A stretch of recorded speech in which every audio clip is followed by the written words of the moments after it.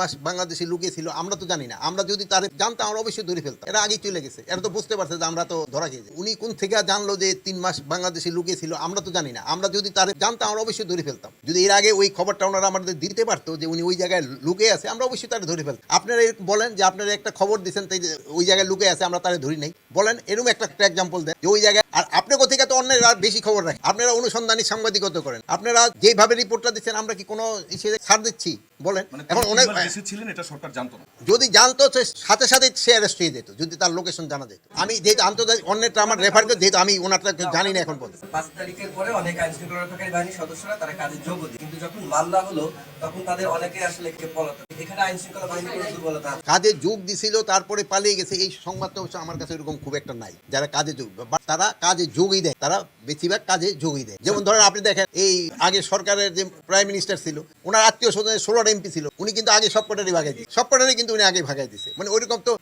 এই দিক ক্ষেত্রে হয়েছে। এরা আগেই চলে গেছে। এরা তো বুঝতে পারছে যে আমরা তো ধরা খেয়ে যাবো। ঢাকা বিভাগের সব আইন শৃঙ্খলা বাহিনীর সদস্যদের উচ্চ পর্যায়ে সবাইকে নিয়ে প্রথম মিটিংটা হলো। আমরা 5 আগস্টের পর থেকে আইন শৃঙ্খলা পরিস্থিতির বিভিন্ন ভাবে ব্যর্থ হয়েছে আমরা দেখি। পুলিশ সব জায়গায় সক্রিয় ছিল না। এখন পরিস্থিতিটা কি?